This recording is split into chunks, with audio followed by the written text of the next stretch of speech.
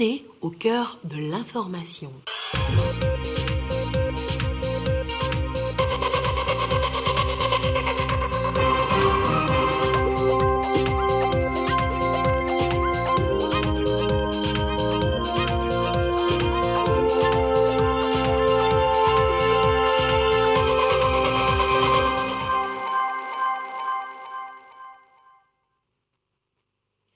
Heureuse de vous savoir au rendez-vous du journal sur la télévision togolaise. Madame, Monsieur, bonsoir et voici les titres de cette édition. Les députés à l'Assemblée nationale disent oui à la loi de finances exercice 2022. Réunis hier en plénière, ils ont étudié et adopté le budget reparti sur la feuille de route gouvernementale à découvrir dans ce journal. Et puis vers un label Covier.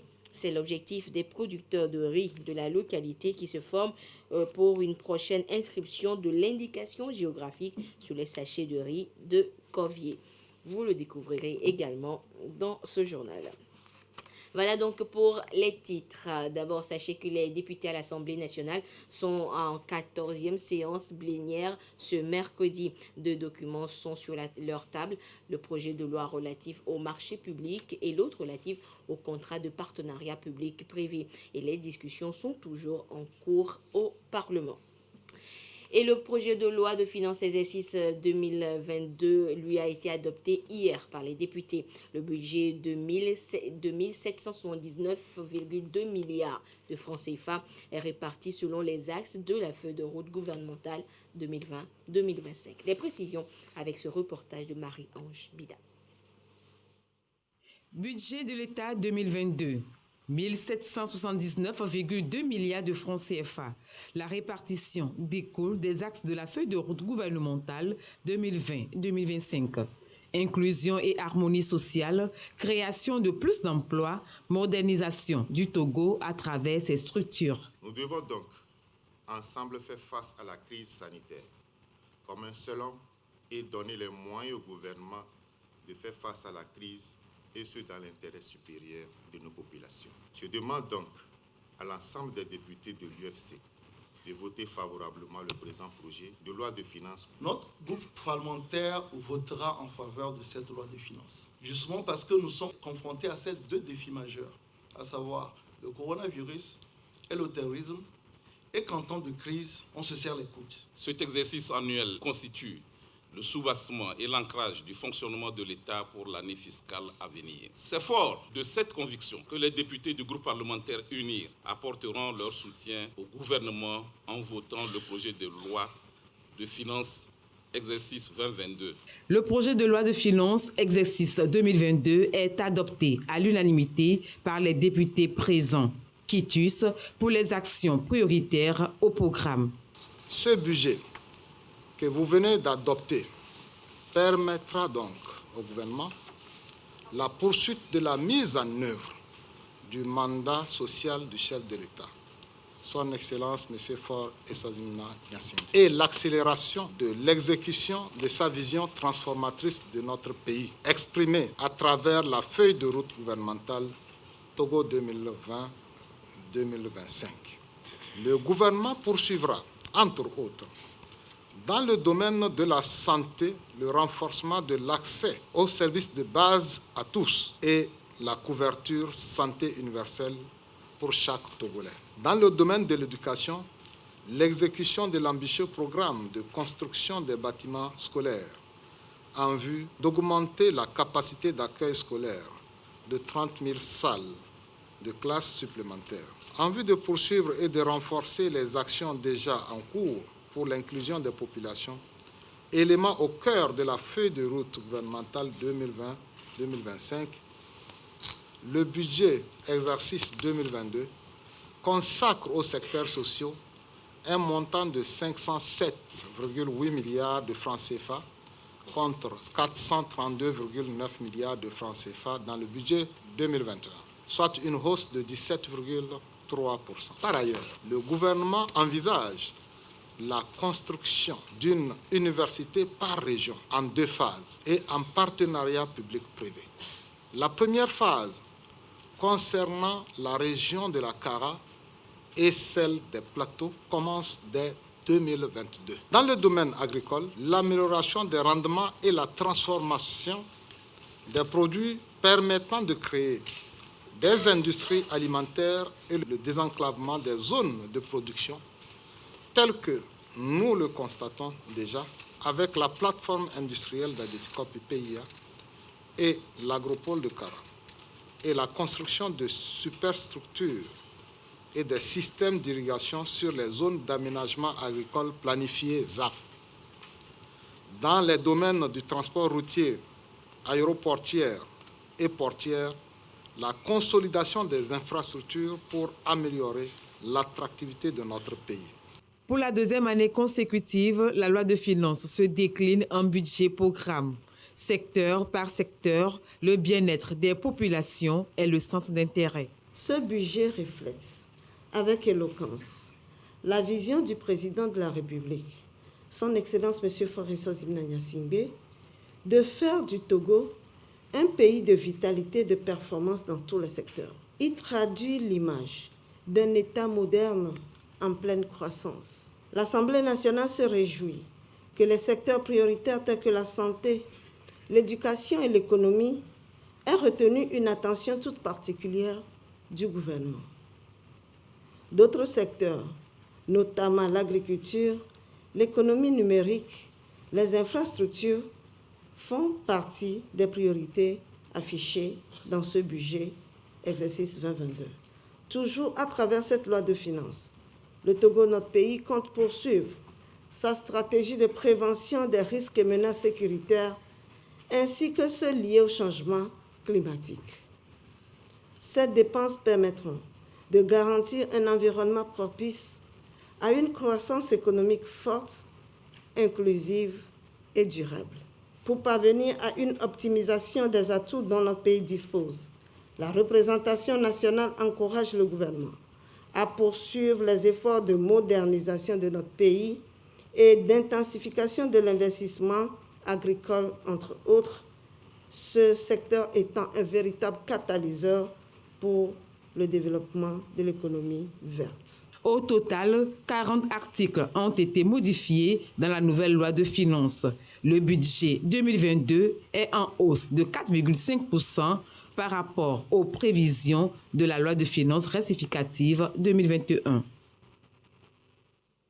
Et on l'a donc compris, ce budget prend en compte plusieurs secteurs d'activité, dont celui de l'artisanat. Et justement, pour rendre ce secteur plus professionnel, le test portant son organisation et fonctionnement a été révisé. Des modifications ont été apportées pour le rendre plus conforme à la nouvelle donne. Et ce test révisé a été présenté aux acteurs du dit secteur de la région des Plateaux. Le compte rendu avec Silver Abdou.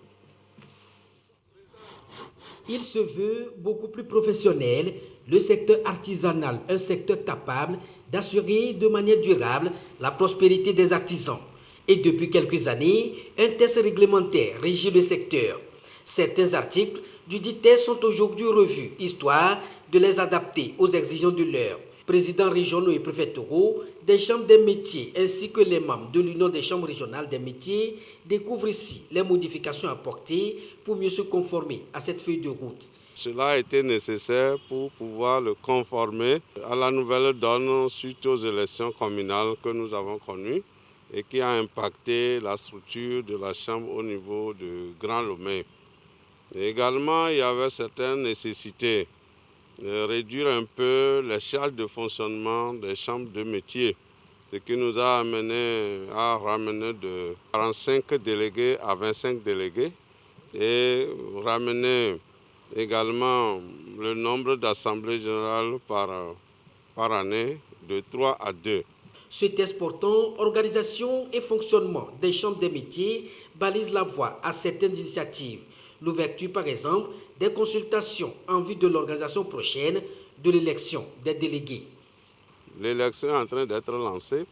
Il y a un calendrier électoral qui est établi et ça sera également présenté aux délégués. Les informer largement sur les contenus, les obligations et les facilités qu'il y a dans les tests pour qu'ils commencent par se préparer. La vision, c'est de mieux accompagner le secteur artisanal et œuvrer à son développement. Une manière de promouvoir la profession pour le bien-être social des artisans.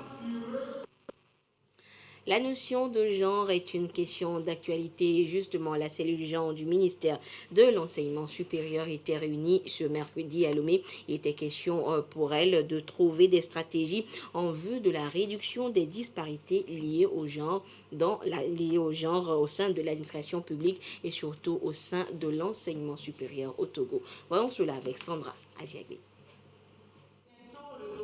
Malgré les efforts consentis pour l'équité genre, des disparités subsistent encore. La cellule genre du ministère de l'Enseignement supérieur se mobilise pour renverser la tendance.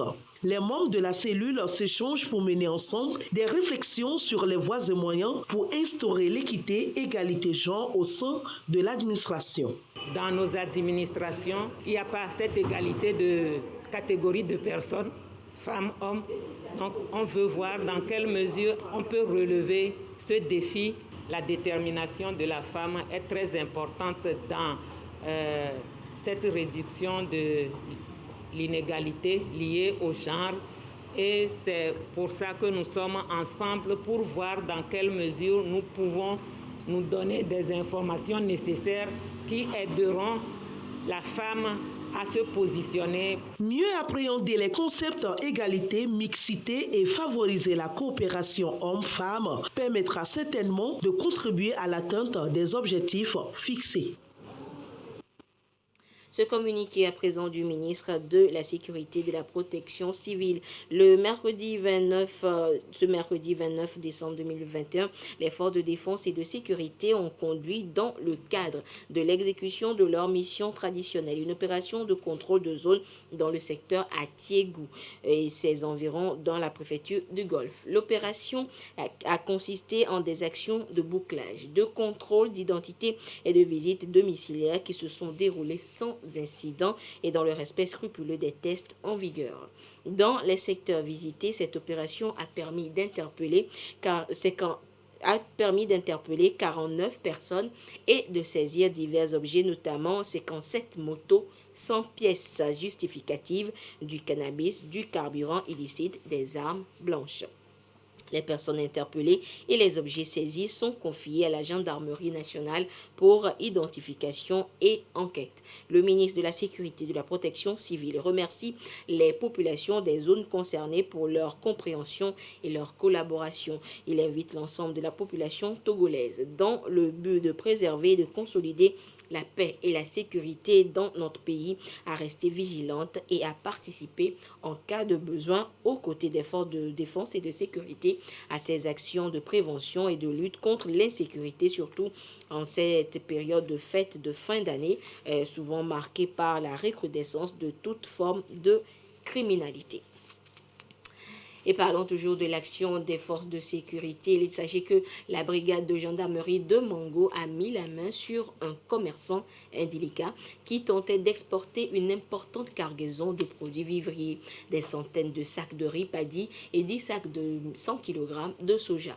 Le commerçant d'origine nigériane n'avait pas d'autorisation d'exportation signée du ministre du Commerce et en route vers le Bénin, il a été interpellé au poste de contrôle de Mango. Le récit des faits dans ce reportage de Chazanam Baga. À bord de ce véhicule, une cargaison de 446 sacs de 100 kg, soit environ 45 tonnes de riz paddy et 10 sacs de 100 kg, soit 1 tonne de soja. Le propriétaire, le voici, Seydou Djibril, commerçant d'origine nigérienne. Il tentait de faire sortir ses produits vivriers du Togo vers le Bénin quand il a été interpellé par la brigade de gendarmerie de Mango. Ce véhicule a quitté Koumangou où ils ont fait des achats de riz. Ce véhicule était en progression vers le Bénin qui a été interpellé au niveau de notre poste. Et on a demandé d'abord l'autorisation, est-ce qu'ils avaient l'autorisation pour le transport de ces marchandises vers le Bénin. Ils ont dit non. En effet, depuis le 29 juin 2021, le gouvernement togolais soumet toute exportation de produits de grande consommation à l'instar du riz, du maïs, du sorgho, du haricot, de l'igname, du manioc et de la farine de manioc à une autorisation formelle du ministre du Commerce, de l'Industrie et de la Consommation locale. Démarche que n'a pas accompli ce commerçant qui tombe sous le coup de la loi. I come from Nigeria to enter Togo country to buy rice, Fadi rice. Je suis un commerçant, je viens m'approvisionner en riz Fadi au Togo pour aller vendre dans mon pays, au Nigeria et au Bénin. Je demande pardon aux autorités. I just begging the country, forgive me. C'est le patron là qui a payé pour dire on va venir charger. On a fait au moins une semaine ici. Il a parti payer, on amène un peu, tout le monde un peu. Cette interpellation intervient au moment où le gouvernement lance une opération spéciale de mobilisation des produits vivriers afin de renforcer les stocks de sécurité alimentaire pour faire face à la tension en termes de disponibilité et des prix des produits alimentaires annoncés pour 2022. Il n'est donc pas question de laisser des commerçants indélicats venir torpiller cette opération salutaire du gouvernement financée à coups de milliards pour mettre le Togo à l'abri de toute pénurie.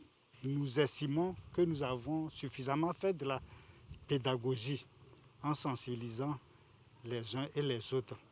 L'heure est arrivée à passer à une deuxième échelle. Si d'aventure nous prenons un stock frappé du sceau d'exportation illicite, nous n'allons plus convoyer ces stocks dans les magasins de l'ANSAT. Ils seront directement et systématiquement convoyés vers les centres sociaux pour des œuvres d'utilité publique. C'est la deuxième fois en moins de 2 mois que la gendarmerie nationale met la main sur des commerçants étrangers qui tentent de faire sortir illicitement d'importantes quantités de produits de grande consommation du Togo dans le Grand Oti en direction du Bénin.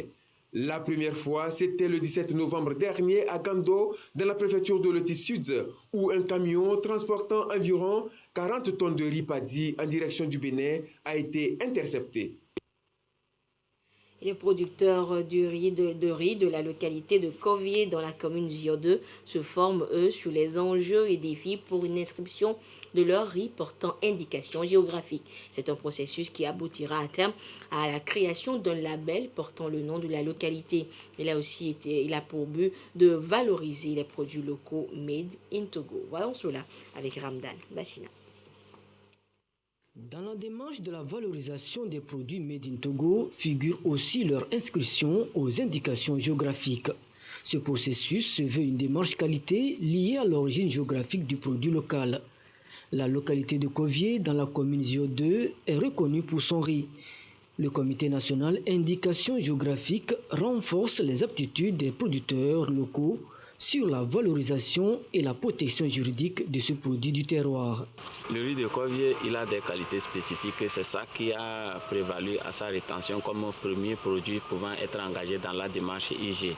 Quelles sont les conditions de production de riz, comment faire le calibrage, quand il faut récolter, comment faire le calibrage et puis comment conditionner ce riz. Quel marketing faut-il pour que le riz puisse avoir des clients potentiels et même être vendu à l'extérieur du Togo. Ce sont des aspects comme ça qui seront développés. L'indication géographique d'un produit local retrace l'origine géographique du produit, l'itinéraire culturel et sa qualité, ce qui donne lieu aussi à un label. Le riz de Kovié se veut être une référence à la matière. La lutte contre la déforestation et la dégradation des terres au Togo, le gouvernement en a fait une préoccupation et le processus d'élaboration de la politique forestière du pays est à son terme.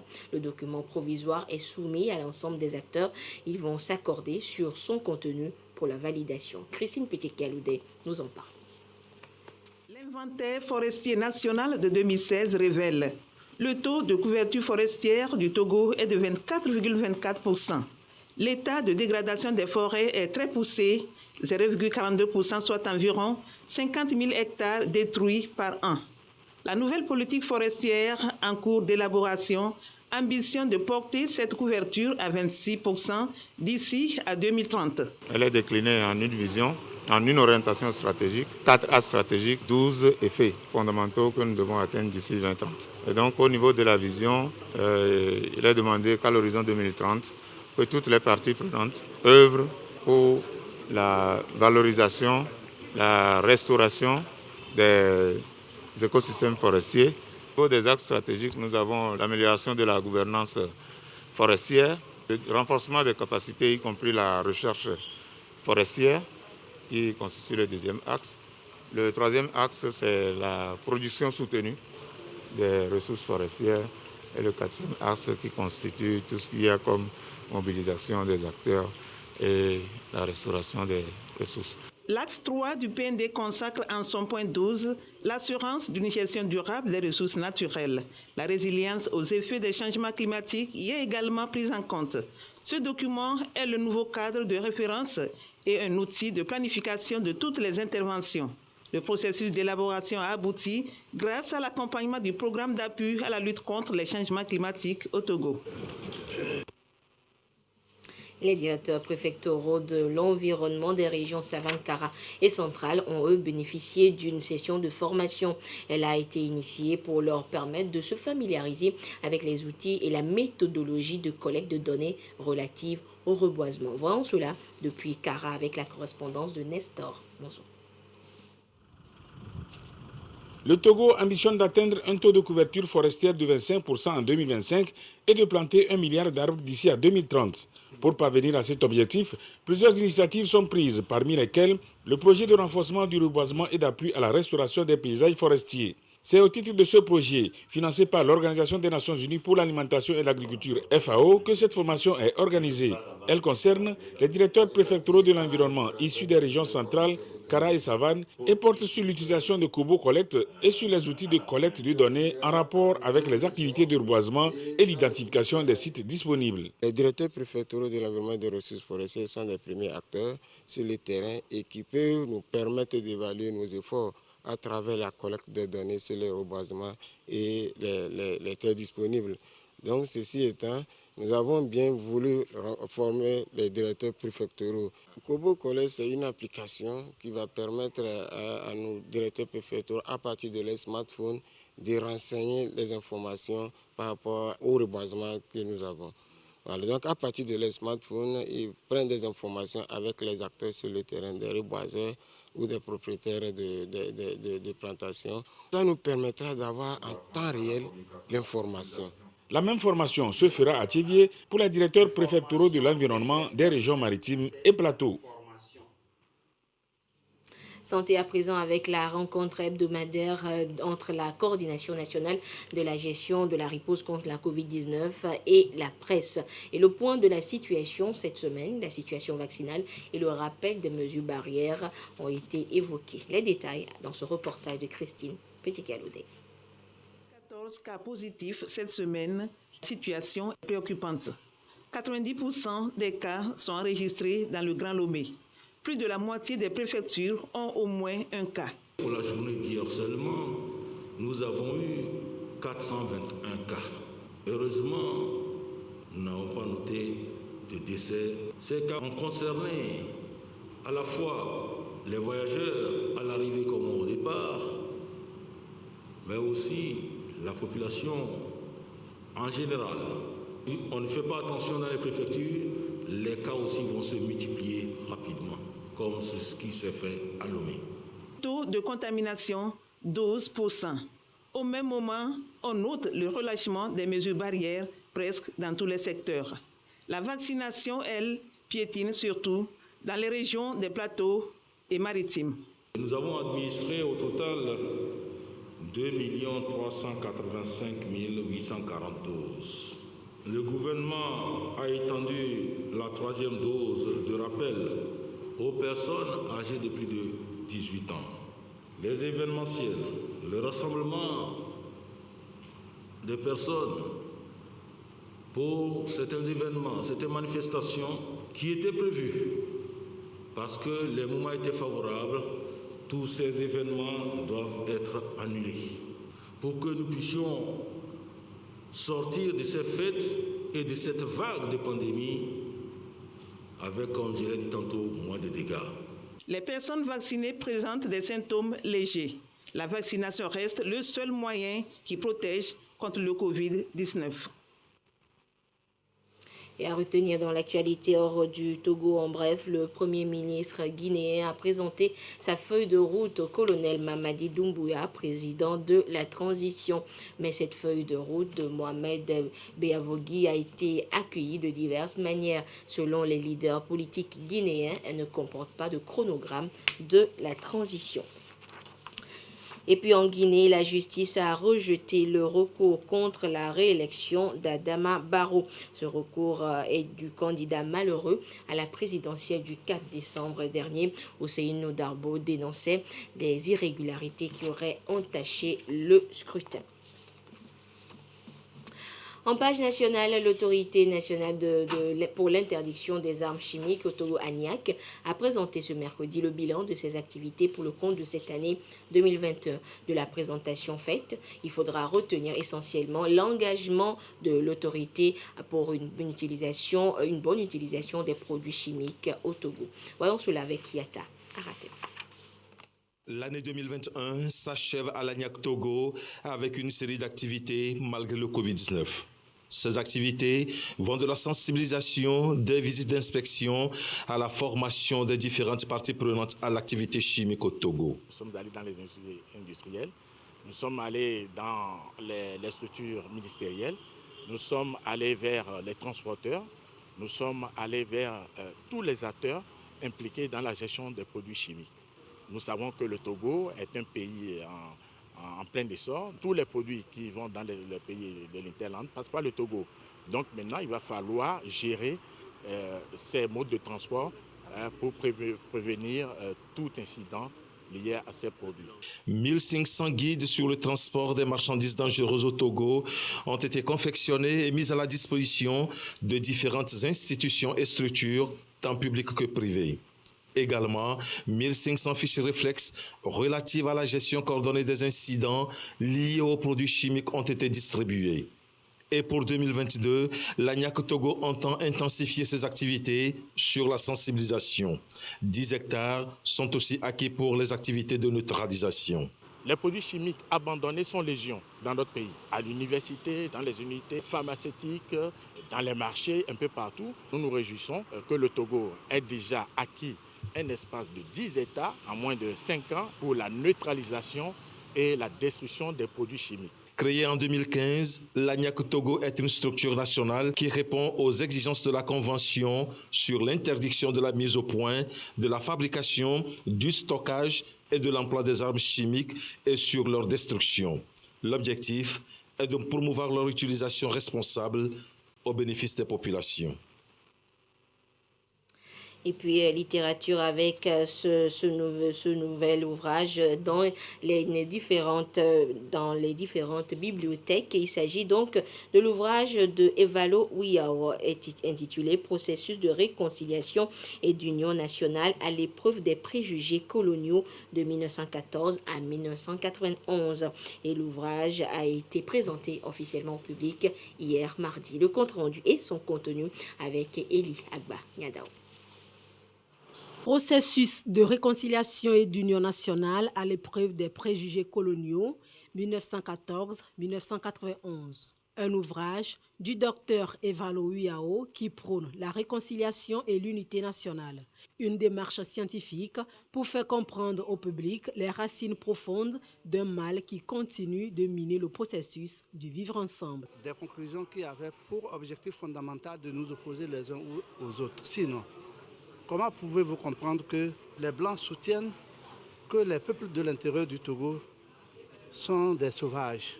Ils ont répété ça plusieurs fois, à tel point que nos compatriotes aussi du Sud croient effectivement que les peuples de l'intérieur sont des sauvages. L'objectif de l'ouvrage, c'est de montrer l'impact négatif des préjugés coloniaux sur le processus de réconciliation nationale. Je te donne un exemple. Vous êtes en train, n'est-ce pas, de discuter et voilà un homme du Nord ou bien un homme du Sud qui est capable de dire à son compatriote du Nord, Bémélaon. Bémélaon sur la base de quoi? L'homme du Nord est broussard sur la base de quoi?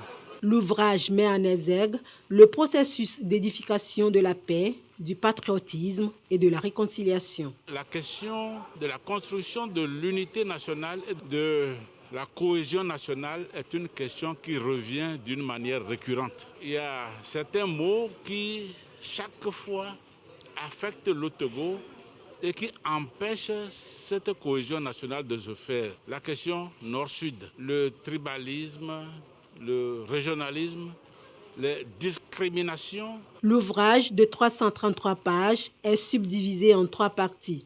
Jeunesse des complexes et des antagonistes entre les Togolais, évolution politique des Togolais dans le contexte colonial français et impact des préjugés coloniaux. Et puis, je vous l'ai annoncé en début d'édition, la 14e séance plénière de l'Assemblée nationale de ce mercredi vient de prendre fin et les députés réunis donc en plénière ont adopté les 2 documents qui leur étaient soumis à étude. Il s'agissait du projet de loi relatif au marché public et celui des contrats de partenariat public-privé. Et puis sachez que les tarifs des différentes prestations de la télévision togolaise fixés par arrêté du ministre de l'économie et des finances peuvent être consultés dans le quotidien national Togo Presse de demain jeudi 30 décembre 2021. Et voilà, c'est sur cette information que se referme cette édition. Merci de votre fidélité à la télévision togolaise. Excellence de nos programmes. Au revoir.